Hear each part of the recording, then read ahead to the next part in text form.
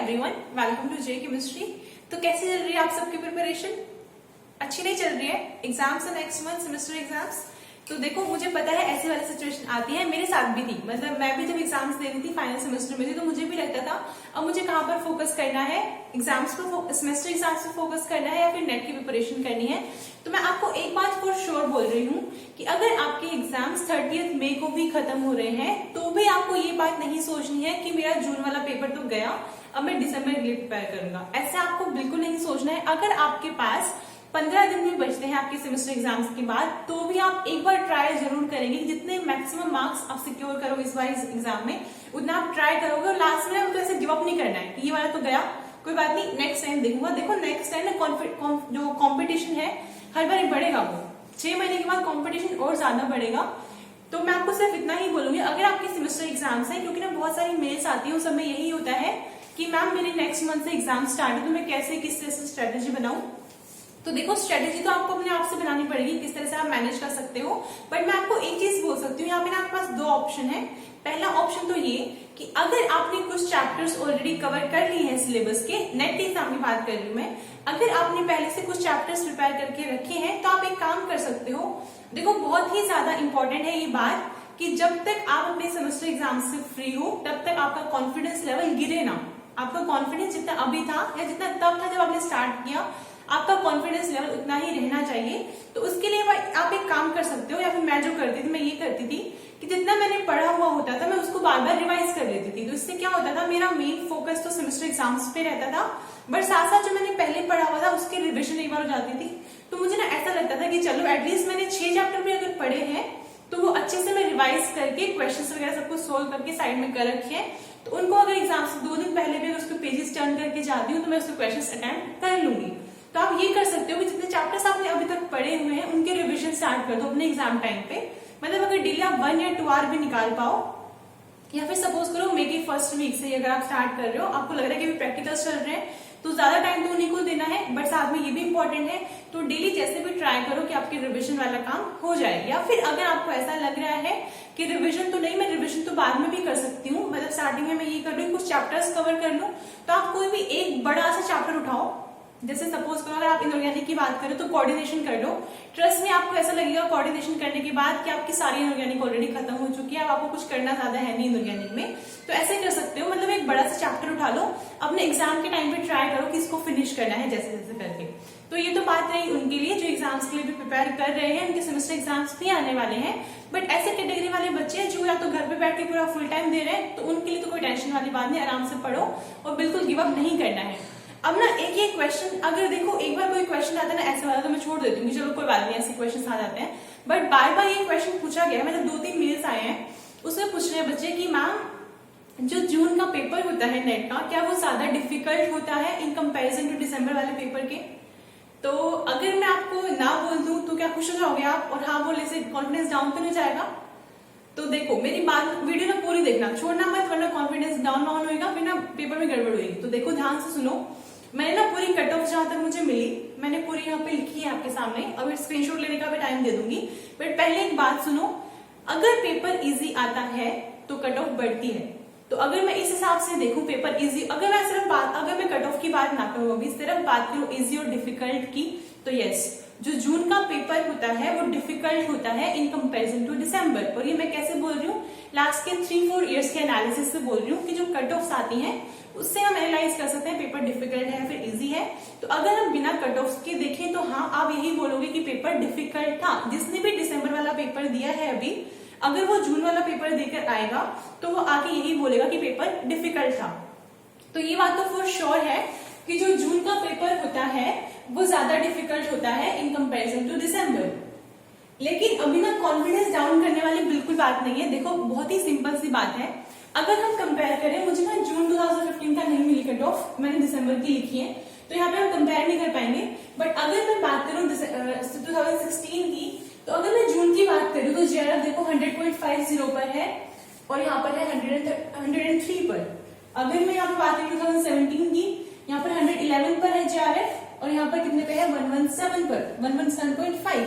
अगर बात करें 2018 की, यहाँ पर 96 मार्क्स पे जीआरएफ है जनरल के लिए और यहाँ पर है 105.5 मार्क्स पर। तो यहाँ से क्या आता है कि जून की जो कट ऑफ होती है, जो जून की कट ऑफ होती है वो हमेशा ही क्या रहती है, कम रहती है दिसंबर वाले से। ये वाली बात फिक्स है, अगर हम लास्ट 3 ईयर्स एनालाइज कर रहे हैं तो ये वाली बात फिक्स है कि जून की कट ऑफ जो होती है वो हमेशा कम रहती है दिसंबर वाले से। इसका मतलब ये है, अगर आपको लग रहा है कि पेपर डिफिकल्ट आएगा तो आने दो, कोई बात नहीं।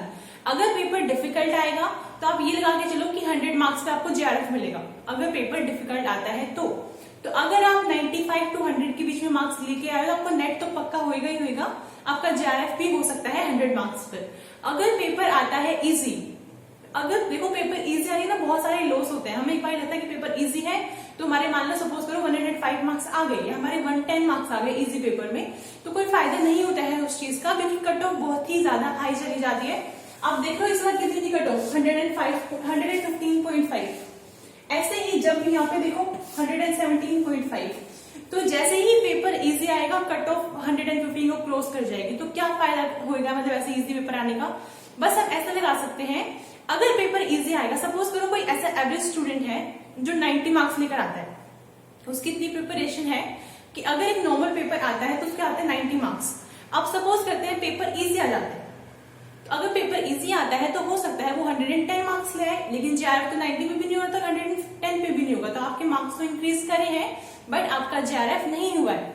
तो बिल्कुल भी टेंशन लेने वाली बात नहीं है। हम जो कर सकते हैं वो सिर्फ इतना ही है कि maximum to maximum syllabus cover करने का ट्राई करें, और अपनी जो गलतियां हो रही है, हर बार जो हम गलतियां करते हैं, जो मिस्टेक्स होती है हमारी, या फिर मतलब तो सिली मिस्टेक हो जाते हैं कैलकुलेशन में, या फिर कुछ और सोच के कुछ और लगा देते हैं, मार्क करने में गलतियां हो जाती है, तो हमारा सिर्फ ध्यान इसी पे होना चाहिए कि बस हमें ना ये मिस्टेक्स नहीं करनी है। कोई भी हमारी सिली मिस्टेक तो बिल्कुल नहीं होनी चाहिए कि हमने सोचा कुछ और किया कुछ, ऐसा नहीं होना चाहिए। जितना हम पढ़ के गए हैं उस वाले चैप्टर से जो क्वेश्चन हम अटेम्प्ट करके आए हैं, बस वो गलत ना हो।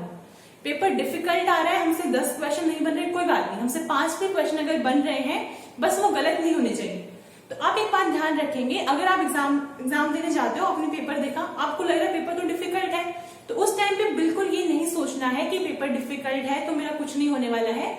आप बस सोचो कि आप गलतियां नहीं करोगे। पेपर डिफिकल्ट है तो वो पूरे इंडिया के जितने बच्चे बैठे हुए पेपर देने के लिए सबके लिए डिफिकल्ट है।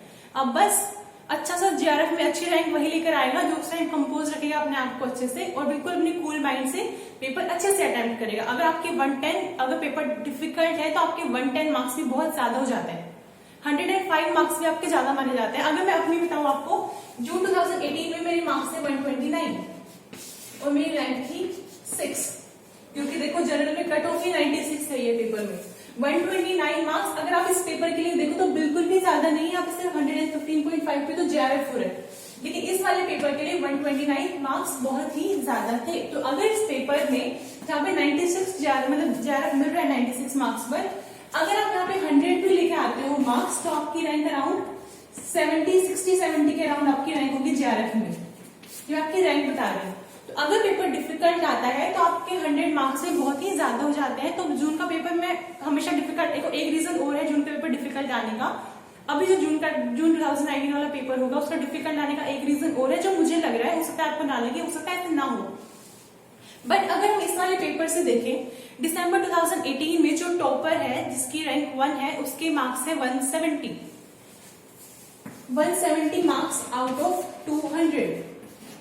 तो इस बार तो पेपर डिफिकल्ट आना ही आना है। रीजन ये है कि अगर फिर से इजी पेपर आया तो देखो सीएसआईआर मतलब जो सीएसआईआर में जितने भी जो साइंटिस्ट लोग हैं जो पेपर बना रहे हैं वहां पे बैठ के, वो भी ये चाहेंगे कि देखो हर कोई, अगर मैं भी पेपर बना रही हूँ आपके लिए तो मैं भी चाहूंगी कि बच्चे 200 में से 200 ना ले जाए, तो वो हमेशा ट्राई करते हैं कि इतने ज्यादा मार्क्स ना जाए। मुझे लग रहा है कि फर्स्ट टाइम ऐसा हुआ है कि 170 चली गई है कट ऑफ, तो वो हर मतलब जो टॉपर है वो 170 मार्क्स लेकर चला गया है।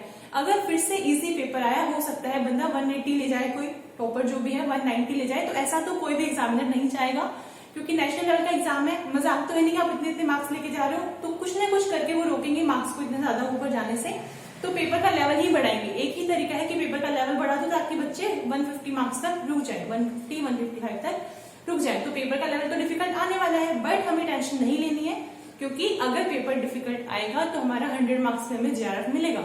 तो बस आपको टारगेट इतना रखना है, पेपर इजी आए या डिफिकल्ट आए, हम लोग सेम लेवल पे अपनी प्रिपरेशन रखेंगे, कोई फर्क नहीं पड़ता है कैसा भी मर्जी आए, क्योंकि ये कट ऑफ आगे पीछे होती है। अगर पेपर इजी आता है कट ऑफ ज्यादा जाएगी, पेपर अगर डिफिकल्ट आता है तो कट ऑफ कम रहेगी। तो दोनों ही केसेस में जिसका होना होता है उसका हो जाता है। तो ऐसा नहीं है कि डिफिकल्ट पेपर है आप तो सिर्फ 100 मार्क्स का ही कर पा रहे, मतलब 100 मार्क्स ही बन रहे तो बहुत ही अच्छे हैं वो मार्क्स, ऐसे सोच के चलो। तो जब भी आप पेपर में देने बैठोगी आपको लगेगा पेपर डिफिकल्ट है, तो आप सब एक ही चीज है जो सोचोगे अपने माइंड में, वो ये कि पेपर अगर डिफिकल्ट है तो सबके लिए डिफिकल्ट है और कट ऑफ कम जाएगी। बस इतना सोचना है और अपना पेपर कर देना है। तो बिल्कुल टेंशन लेने वाली बात नहीं है। तो आपके क्वेश्चन का आंसर है यस, जून वाला पेपर डिफिकल्ट होता है दिसंबर वाले से।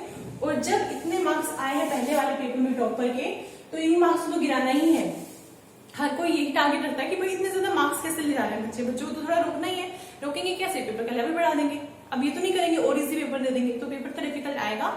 बट आपको टेंशन नहीं लेनी है, जैसे प्रिपेयर कर रहे हो बिल्कुल वैसे ही प्रिपेयर करो, अच्छे से पढ़ो एकदम। जितना भी अटेम्प्ट होता है वो बाद की बातें होती है सारी। अब बस पेपर अपने एकदम शांति से देना है।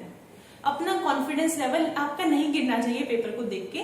पहले ही बता रहे हो कि पेपर डिफिकल्ट आएगा, अपने माइंड को अच्छे से मेकअप कर लो कि यस डिफिकल्ट आएगा, कोई बात नहीं, मैं अच्छे से अटेम्प्ट करके आऊंगा। अगर मेरे 100 या 105 मार्क्स पे आ रहे तो मेरा जो है हो जाए।